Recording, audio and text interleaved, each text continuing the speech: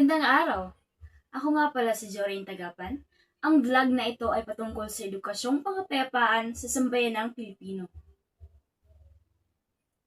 Sa mundo kung saan tila laging may gulo at pagkawatak-watak, may isang bagay na patuloy nating inaasam, ang kapayapaan. Ngunit, ano ba ang tunay na kapayapaan? At paano natin ito makakamtan? Samahan ninyo ako sa paglalakbay na ito upang tuklasin ang kahulugan ng kapayapaan at kung paano natin ito maisa sa buhay sa ating pang-araw-araw na buhay.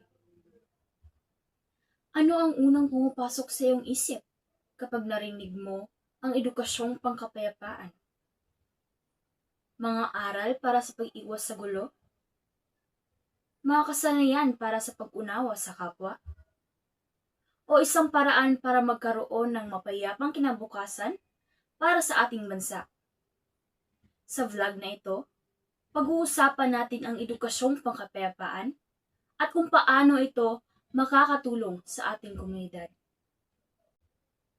Ang edukasyong pangkapayapaan ay isang uri ng pag-aaral na naglalayong ituro ang paraan para maiwasan ang karahasan at magkaroon ng mas mapayapang mundo.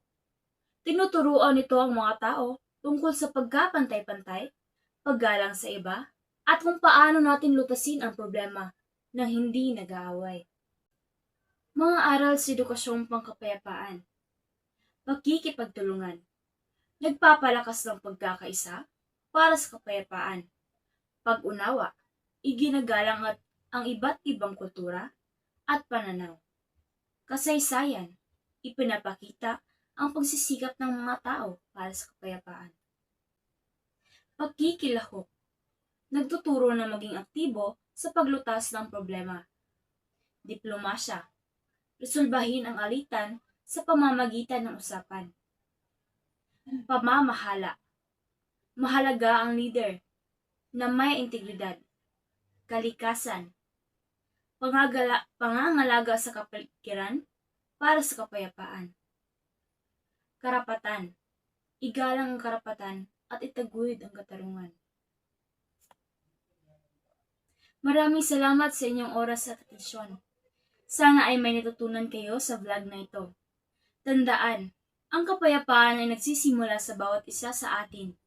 Kaya't maging mabuti tayo sa isa't isa, magtulungan tayo at maging pag-asa tayo sa gitna ng kadiliman.